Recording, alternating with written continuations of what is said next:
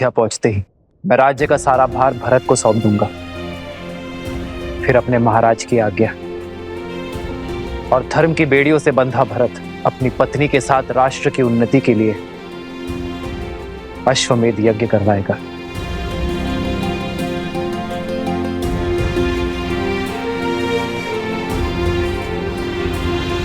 इस भक्त ने जीवन भर अपने प्रभु की सेवा का वचन लिया है। जहां जहां आपके ये पग जाएंगे, वहां वहां इस सेवक का प्रतिबिंब पाएंगे। जो अपने प्रतिबिंब से दूर है, उनका प्रतिबिंब तुम बनोगे हनुमान। मैं राजभार से मुक्त होकर अपनी सीता को खोजूंगा, तब ना पाव में राजधर्म की बेड़ियां होंगी और ना ही प्रजा के उत्थान की। उपवन से खिल उठी है मेरी अयोध्या, मेरी सीता मेरी प्रतीक्षा में होगी। तभी तो युद्ध के समय हर घड़ी मुझे सीता का आभास था। इतने वर्ष बीत गए प्रभु, क्या आपको अभी भी विश्वास है कि माता सुरक्षित होंगी? विश्वास सीता की अवस्था पर नहीं, उसके दिए वचन पर है, पुनः मिलने के प्रण पर। सीता का वचन है, शीघ्र ही समय आएगा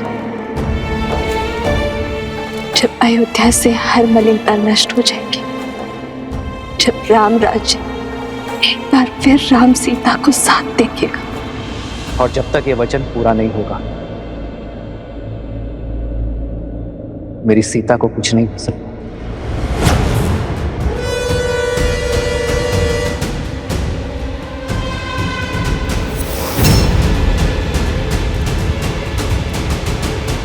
पकड़ो कुश। छोड़ो मुझे, छोड़ो। मारो भैया। छोड़ो, छोड़ो मुझे, छोड़ो। कुश।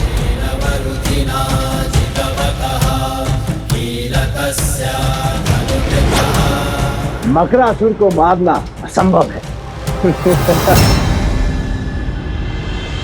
मैं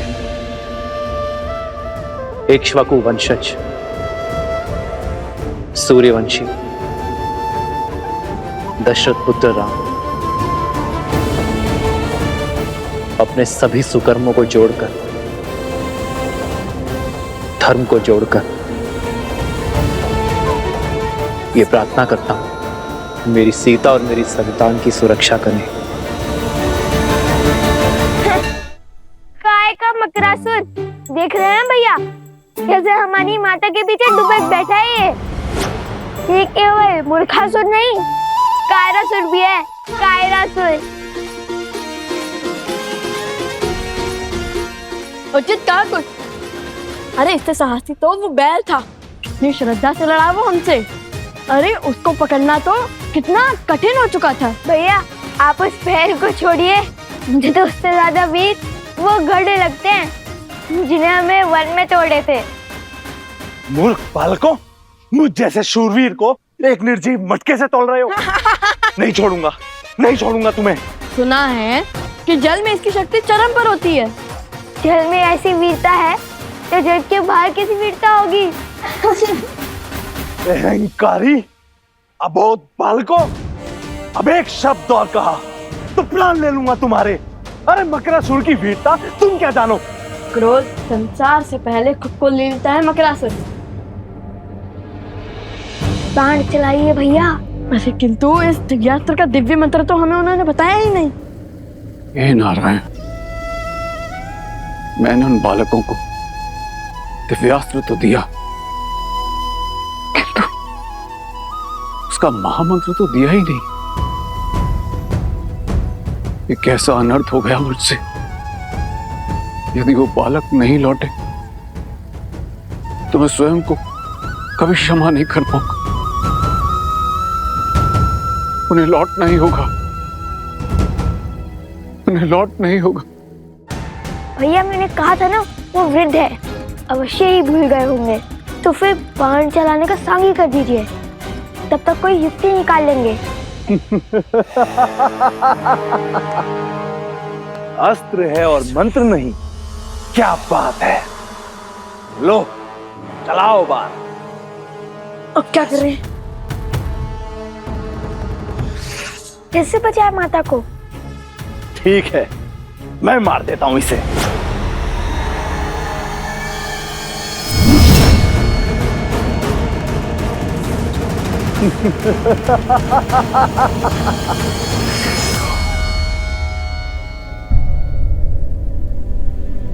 वृक्ष पे बस हरा पत्ता बचा है। लगता है लवकुश मकरासुर से पार नहीं पा सकते। मैं स्वयं जल में जाके उनकी सहायता करता हूँ।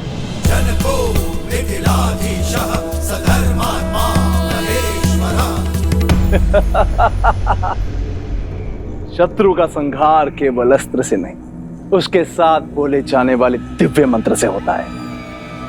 क्या तुम्हारे पिता ने तभी नहीं सिखाया तुम्हें?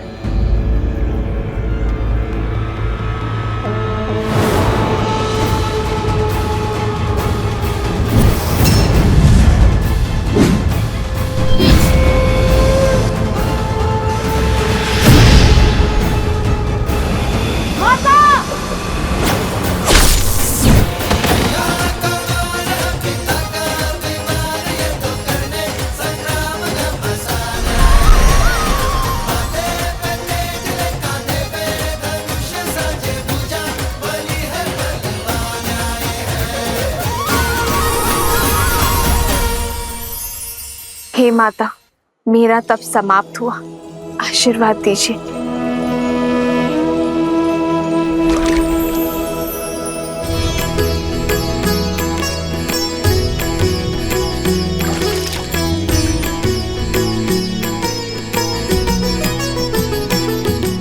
हो लव कुश बल अतुलित बड़े भाई, धीर वीर लव कुश माता, माता,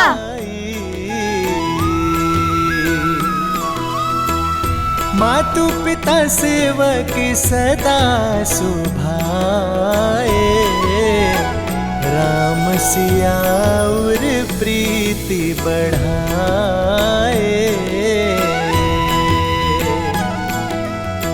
पिता बिनु नित राम ही ध्यावे, मातु सिया पर छत्र फरावे।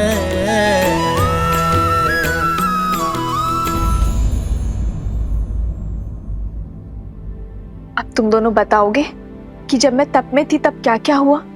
अरे माता वो भैया, कथा सुनाने में मैं दक्ष हूँ। ये सर मुझे दीजिए भैया। ठीक है, सुनाओ सुनाओ। वैसे भी मैं तो थकान से चूर चूर हो चुका हूँ।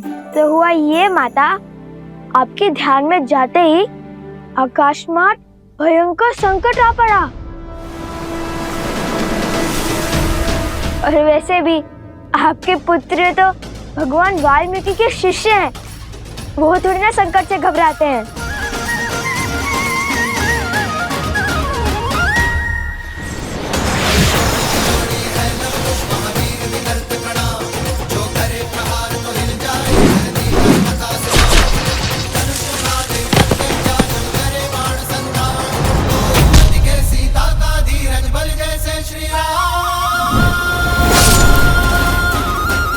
और फिर भैया ने दिव्यास्त्र चलाया। भैया, आपको तो दिव्यास्त्र का मंत्र याद ही नहीं था ना? फिर आपने दिव्यास्त्र का उपयोग कैसे किया? जिनका नाम जपने से सारे कार्य संपन्न हो जाते हैं, जिनकी भक्ति से भव सागर भी तर जाते हैं, जिनके नाम में तीनों लोक समाया है, हर तप हर जप समाया है, जिनके नाम से बड़ा ना कोई मंत्र न ही तंत्र, उन श्री राम का नाम लेकर मैंने ये दिव्यास्त्र चलाया है। अद्भुत भैया, आपने तो मुझे सोच में डाल दिया था। सुना माता, ऐसे रक्षा की भैया ने आपकी। मैंने नहीं, हम दोनों ने बचाया है आपको। बातों बातों में तो मैं आपको वृद्ध के बारे में बताना ही भूल गया, जिसने हमें वो दिव्यास्त्र दिया, मकरासुर का वध करने में सहायता की, जिनके मार्गदर्शन के बिना उन मकरासुर की त्वचा को भेदना असंभव था। किसकी बात कर रहे हो तुम दोनों? मिथिला नरेश महाराज जनक।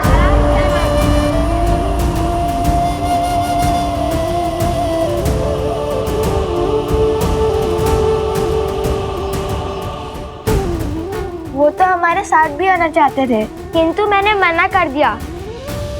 बड़े वृद्ध हो चुके हैं ना वो, इसीलिए। किंतु अभी भी नदी तट पर आपकी प्रतीक्षा कर रहे हैं वो। उन्होंने कहा कि जिस स्त्री ने तुम जैसे पुत्रों को जन्म और संस्कार दिए, उनसे मिले बगैर वो कहीं नहीं जाएंगे। शीघ्रता से चलिए माता, वे अभी भी हमारी प्रतीक्षा कर रहे होंगे। महाराज जनक। हाँ माता, किंतु उनका नाम सुनते ही आप इतनी चिंतित क्यों हो गई? माता, संकट टल चुका है, अब सारी चिंता छोड़िए और हमारे साथ चलिए। सब आपकी प्रतीक्षा कर रहे हैं, और वो वृद्ध सज्जन भी।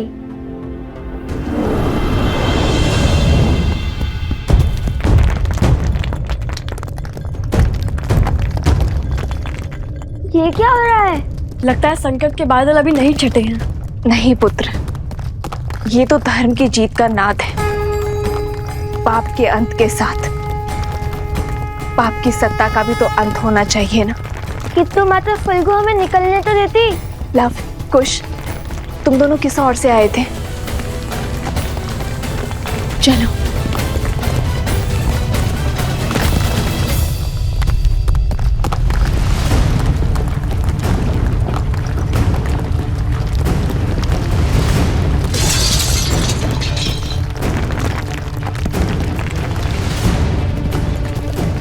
भूमि हिल रही है।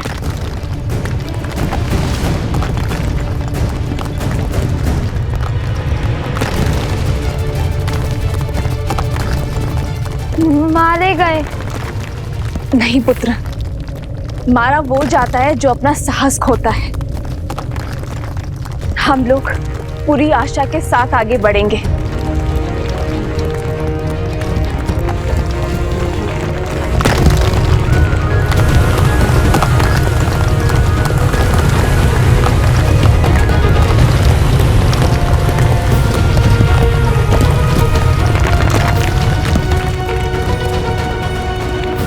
कहाँ रह गए ये लोग? अब तक तो उन्हें आ जाना चाहिए था। मेरा मन तो बहुत घबरा रहा है। धर्म की रक्षा करने वालों को अधर्म कभी भी हरा नहीं सकता। वो आते ही होंगे। लव कुश, मेरा हाथ थामो। हाथ तो आप मेरा थामिए माता।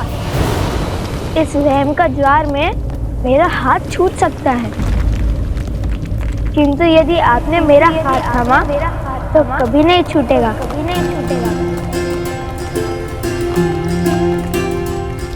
माता, आप कुछ का हाथ थामिए और मैं आपका हाथ पकड़ता हूँ।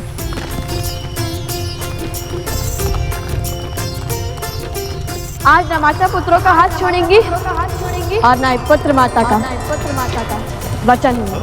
रघुकुल रीत सदा चली आई, प्राण जाए पर वचन न जाई।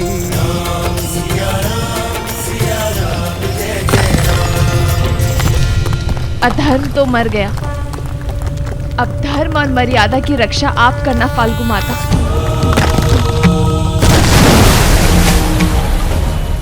वन देवी, लव, कुश, कहाँ हो सब? लव, कुश, कुश, लव। उस दुष्ट असुर का महल तो ध्वस्त हो रहा है।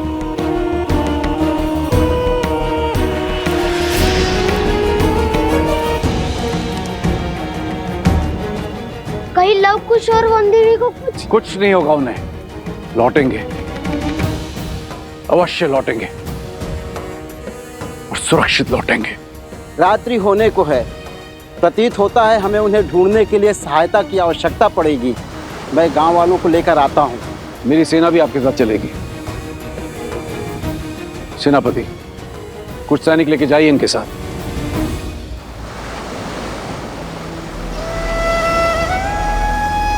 हे नारायण, रक्षा कर।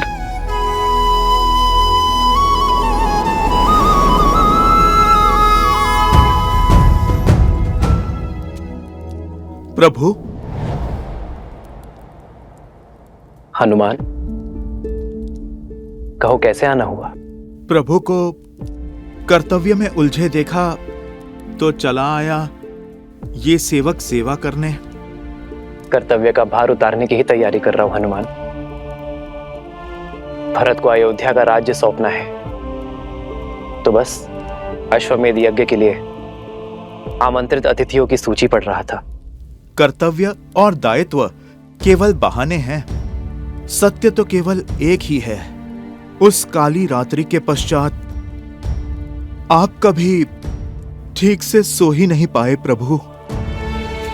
कदाचित हर रात्रि जाग कर बिताने वाले केवल हम ही नहीं है हनुमान।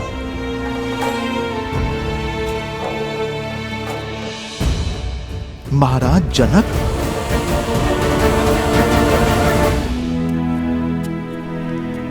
जो क्षमा इतने वर्षों से मैं स्वयं को नहीं दे पाया, आशा करता हूं हनुमान कि मेरी सीता के माता पिता वो क्षमा मुझे दे पाए। प्रभु, बड़े ज्ञानी है महाराज जनक। आपका निर्णय और उसके पीछे का कारण महाराज अवश्य समझते होंगे। जाने से पहले माता सीता ने उन्हें समझाने के लिए पत्र भी तो लिखा था।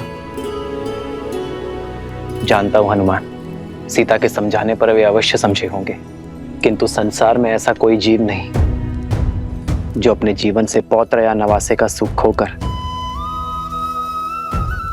दुख नहीं मनाएगा।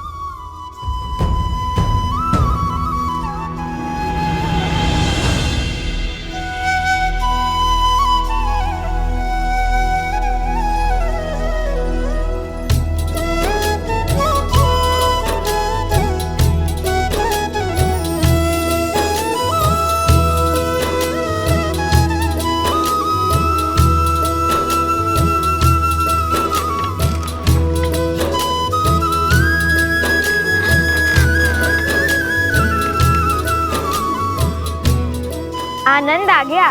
क्या यात्रा थी। लगा मानो देवी फल्गु ने गोद में उठाकर प्रेम भरा झूला झुलाया हो। धर्म के पथ पर कठिनाइयों की धूप के साथ साथ सुकर्मों की शीतल छांव भी आती है पुत्रों। माता, शीघ्र चलिए, महाराज जनक आपकी प्रतीक्षा कर रहे हैं। तो क्या हुआ, भक्त को भगवान की प्रतीक्षा करनी ही पड़ती है। वन देवी है, इतनी सरलता से थोड़ी ही ना जाएंगी कि माता। चले माता। नहीं,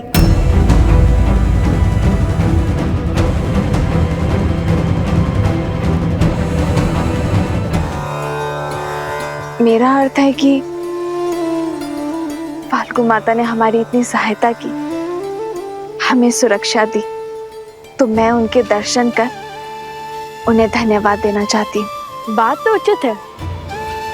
ठीक है कुश, तुम यहीं रुककर माता की रक्षा करो, मैं महाराज जनक को यहाँ लेके आता हूँ। उसकी कोई आवश्यकता नहीं है लव। किसकी आवश्यकता नहीं है? महाराज को लाने की, तुम्हारे यहाँ रुकने की। तुम दोनों जाओ। और वैसे भी अब तो यहाँ किसी असुर का भी भय नहीं है। मैं एकांत में पूजा करना चाहती हूँ। जैसी आपकी आज्ञा। रुको, मिथिला के महाराज से इस दशा में मिलोगे? तनिक अपने केश तो संभाल लो।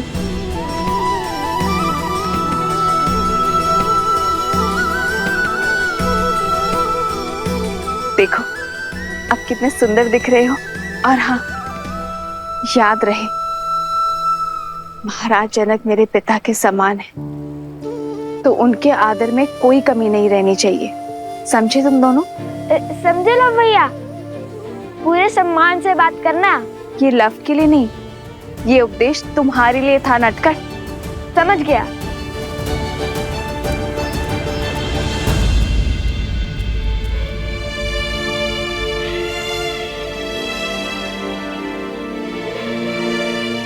ये कैसे दुविधा में डाल दिया महादेव। शीघ्र ही लवकुश पिताश्री को यहाँ ले आएंगे, और यदि उन्होंने मुझे यहाँ ऐसे देख लिया तो नहीं, जब तक मेरे पुत्र को उनका नाम अयोध्या में उन्हें सम्मान नहीं मिल जाता, तब तक मैं अपना सत्य किसी को नहीं बता सकती। किसी को भी नहीं।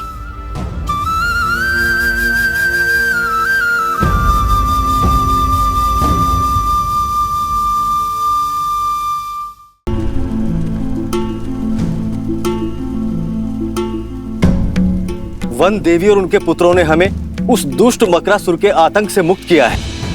हमें उनकी विजय ने दूसरा जीवन दान दिया है। हमें भी थोड़ी सहायता करने का अवसर प्रदान कीजिए महाराज। धर्म का मार्ग तो सबके लिए खुला है। सेनापति जी, हमारी सेना की एक टुकड़ी को कहिए कि इस क्षेत्र में चारों ओर फैल जाए।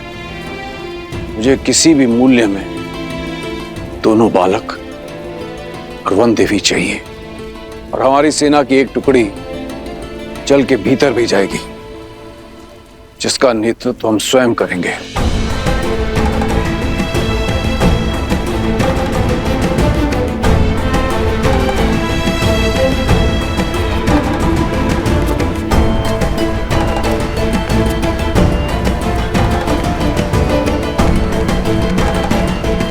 ऋषिवर, मेरा अंतर्मन कहता है कि वो जहां भी होंगे सकुशल होंगे।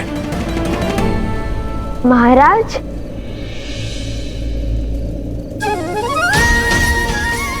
महाराज, हम भी कुशल हैं और हमारी माता भी।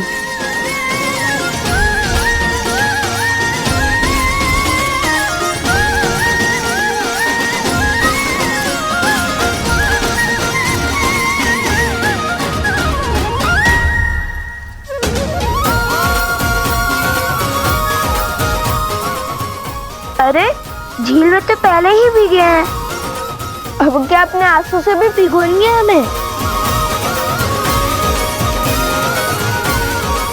जानता था असंभव को संभव करके ही लौटोगे, विजयी होकर लौटोगे। जब उस राक्षस का महल ध्वंस हुआ तब भी तुम्हारे बल पर हमें संदेह नहीं हुआ, किंतु वन देवी कहाँ है? सुरक्षित है। देवी फल्गु की प्रार्थना कर रही हैं। धन्यवाद जो करना है उन्हें। किंतु मैंने तो भूल से तुम्हें महादिव्य मंत्र दिया ही नहीं। मकरासुर का वध कैसे किया तुमने? दिव्य मंत्र नहीं मिला तो क्या हुआ? हमारे पास तो सदैव ही श्री राम की भक्ति की शक्ति रहती है। मैंने श्री राम का नाम लिया और वो बाण साधा और उसने मकरासुर का वध। श्री राम के नाम में अत्यंत शक्ति है।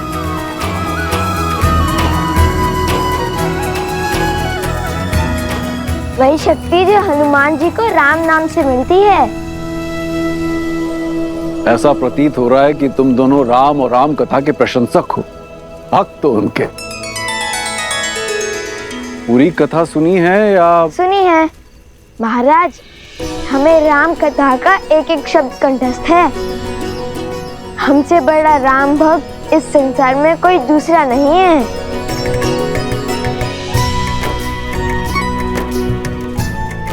लगता है आपने हमारी पूंछ पर ध्यान नहीं दिया।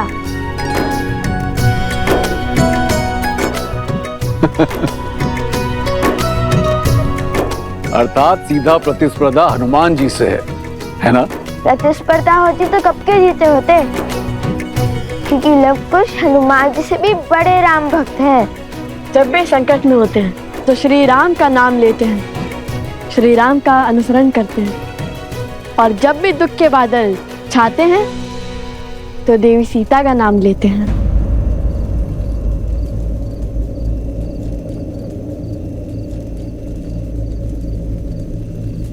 सीता?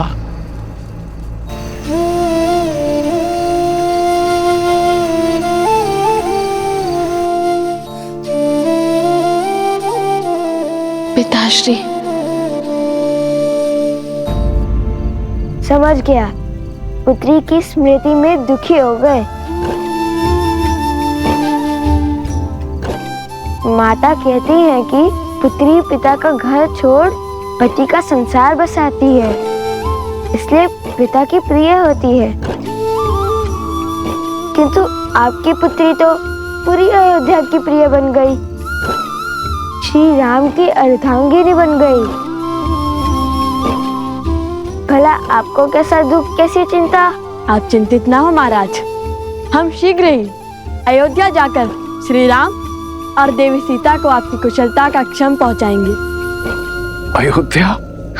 हाँ, अयोध्या, आपकी पुत्री का राज्य, उनका घर, जहाँ वो श्री राम के साथ सुख से रहती हैं।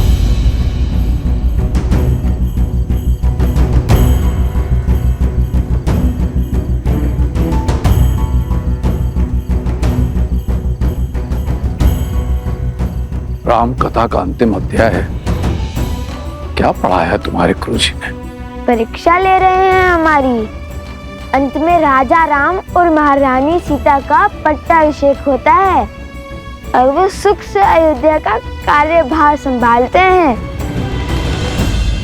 कैसी अभागी हूँ मैं, इतने वर्षों बाद पिताश्री को देख तो सकती हूँ, किंतु उनके समक्ष नहीं जा सकती, उनके चरण स्पर्श नहीं कर सकती, सुख दुख के बोल नहीं बोल सकती, उन्हें उनके नातियों का परिचय नहीं दे सकती।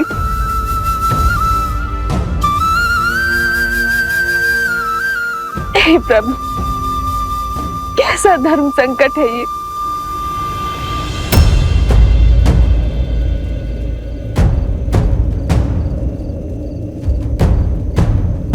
क्या करें आप ऋषि कुमार? हमारी माता ने कहा कि आप उनके पिता समान हैं, तो आप हमारे नाना हुए, और नातियों का उनके नाना से आशीर्वाद लेना उनका धर्म भी है और अधिकार भी। मुझे क्षमा करना पिताश्री, मैंने आपसे अपने नातियों के साथ खेलने का सुख, उनके बालपन में अपनी संतान का बालपन जीने का सुख, उन्हें कथाएं सुनाने का सुख, उनके मुख से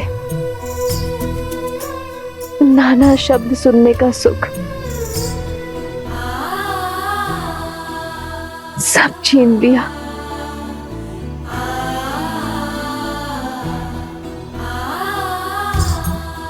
कितने अभागे हैं मेरे लवकुश, जो मिथिला के ज्ञान से वंचित है। ननिहाल में उन्हें मिलने वाले प्रेम से दूर रह गई मेरे लवकुश। अब तो साक्षात देवी सीता के पिता और श्री राम के ससुर हैं। हमें शीघ्र ही उनसे भेंट करने का आशीर्वाद दे दीजिए ना। आशीर्वाद के लोभ से प्रणाम। हाँ, जानता हूँ, लोग से प्रणाम करना बुरी बात होती है। किसी के आगे नतमस्तक केवल सम्मान के लिए हुआ जाता है, किंतु मुझे लोभ आशीर्वाद का नहीं, श्री राम और माता सीता से मिलने का है।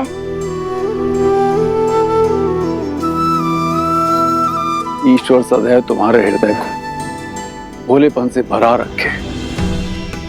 द्वेष और स्वार्थ का मैल तुम्हारे मन को छू भी न सके, और तुम्हारा नाम इस संसार के सबसे वीर योद्धाओं में सम्मिलित हो।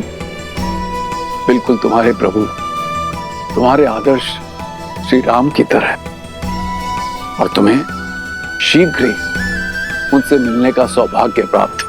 धन्यवाद महाराज। धन्यवाद महाराज। वनवास हो या रावण का पाश, आज तक ईश्वर ने मुझे जो भी दिया मैंने उसे नियति समझकर स्वीकारा। कभी कोई उल्हाना या कभी कुछ नहीं मांगा मैंने, किंतु फाल्गु देवी आज मैं आपसे मांगती हूँ, यदि मैंने आपकी तपस्या सिद्ध की है तो बिना अपने पिता के समक्ष आए उनके चरण छू पाने का सुख दे दीजिए मुझे। दे दीजिए माता।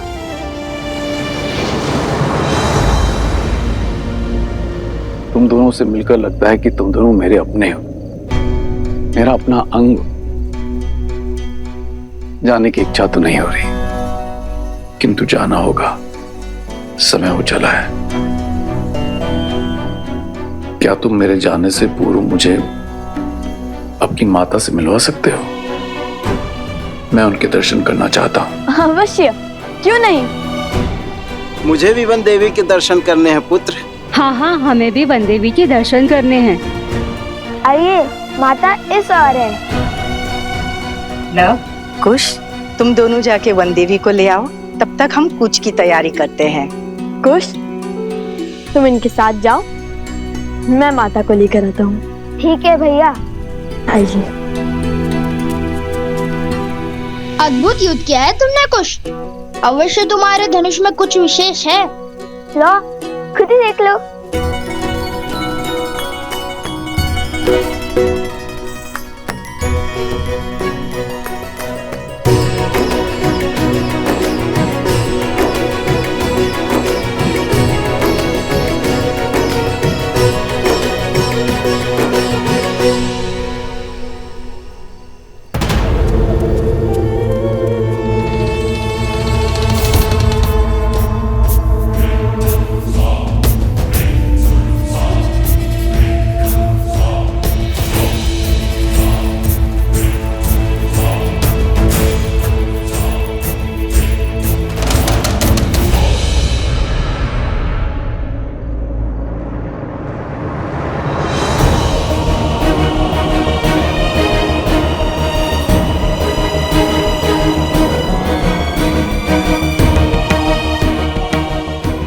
मेरी विनती सुनिए फाल्गु माता, मेरी विनती सुनिए। सोमकरण, सोमकरण।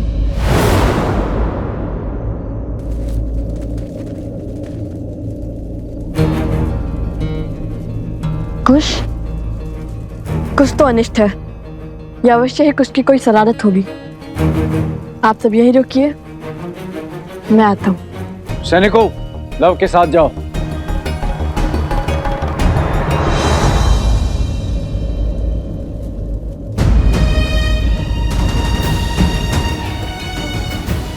मेरी प्रार्थना स्वीकारिए माँ, मेरी प्रार्थना स्वीकारिए।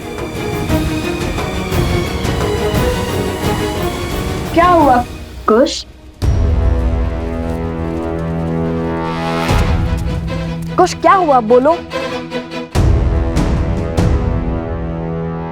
कुश बोलो भी।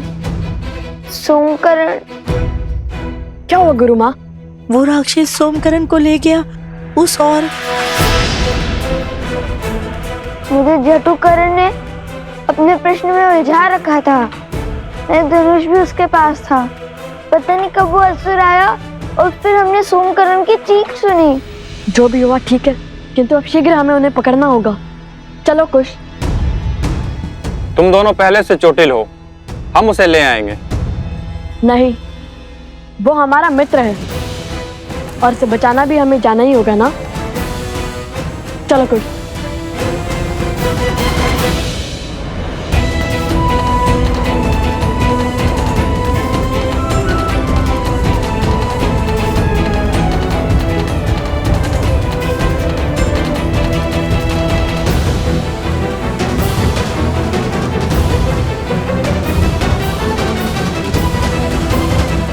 सीता,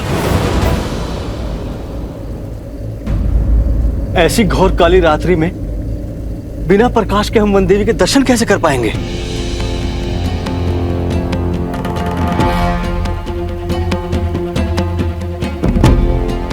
जाओ, वो दीप ले आओ।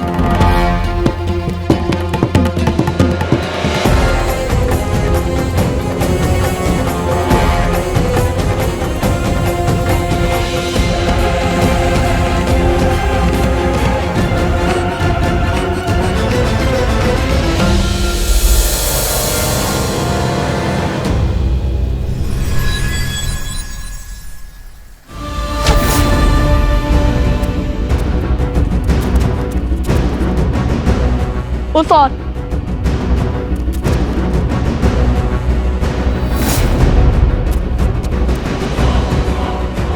सोमकरण, वो रहा, शीघ्रता करो। रुको।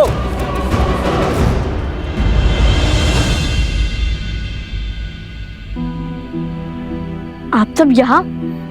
और माता? माता कहाँ है? मैंने वन देवी के दर्शन पाने का सौभाग्य पा लिया है। वो अभी भी मौन धारण किए देवी फाल्गु की आराधना में लीन है। मेरी इच्छा पूर्ण करने के लिए, मुझे ये सुख देने के लिए धन्यवाद माता।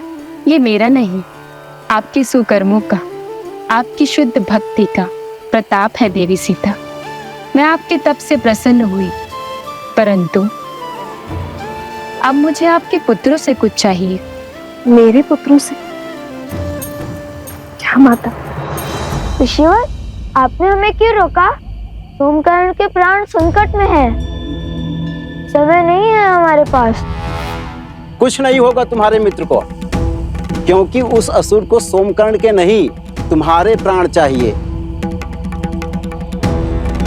अपने राजा मकरासुर की मृत्यु का प्रतिशोध चाहिए। तो क्या अपने प्राण बचाने के लिए अपने मित्र के प्राण दांव पर लगाएंगे हम? कदापि नहीं। उचित कहा भैया। वैसे भी जिस राजा को मार गिराया, उसके सेवक को तो यूं धराशायी कर देंगे हम। इसमें कोई संदेह नहीं है कि वो असुर तुम्हारे वीरता के समक्ष टिक पाए। इतने घमासान युद्ध के बाद भी तुम्हारा साहस देख अत्यंत प्रसन्नता हो रही है। ये मेरा सौभाग्य होता यदि मुझे तुम्हारे साथ युद्ध करने का अवसर मिलता। किंतु हमारे तो आपसे कोई पैर ही नहीं है, फिर आप क्या हमारे साथ युद्ध करना चाहते हैं? कुश, वे हमारे साथ असुरों से युद्ध करना चाहते हैं, हमारे विरुद्ध नहीं। ओह, परंतु आपकी आयु? जानता हूं, वृद्ध हो चुका हूं, इसीलिए तुम्हें संकोच, किंतु मैंने इस आयु तक जो अर्जित किया है उसकी सहायता अवश्य लेना।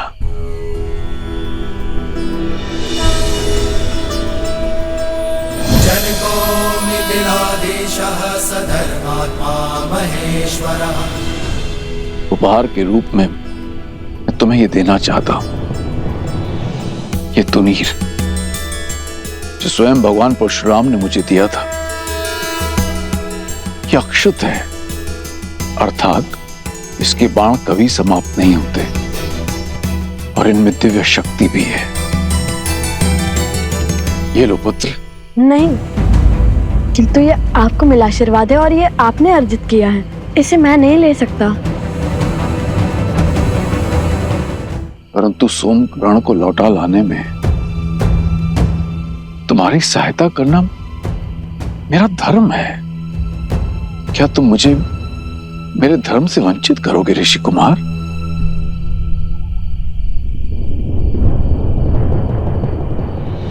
दिव्य ज्ञान विभूषितः सिद्धि संपन्न एव च विदेहेश्वास दुर्लभो लोकेश्वपि सुदुर्लभः लोकेश्वपि सुदुर्लभः। विजयी भव।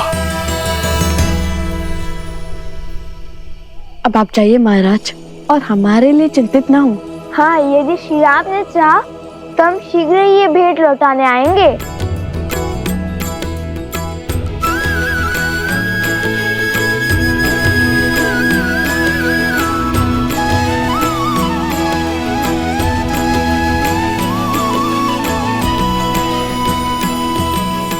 चलो कुश, माता का आशीर्वाद लेकर हम सोमकर्ण को खोजने चलते हैं।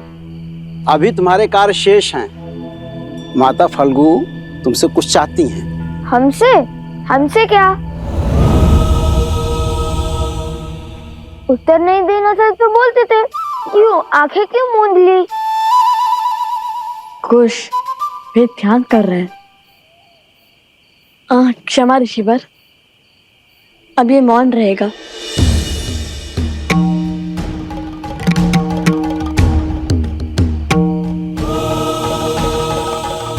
आदेश दे देवी, क्या करना है मेरे पुत्रों को।